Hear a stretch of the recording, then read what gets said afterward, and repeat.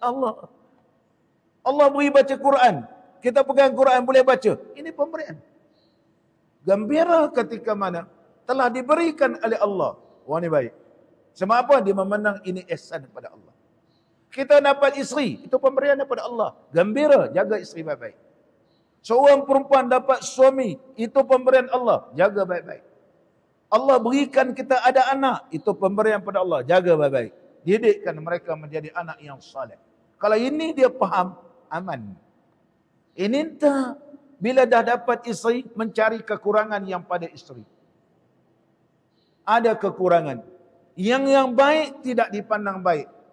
Sebab dia tak rasa itu pemberian. Cuba disebutkan di dalam khutbah-khutbahan. Contoh dalam khutbah akad nikah. Kita beri, sesungguhnya bernikah ini pemberian daripada Allah. Dan bersyukurlah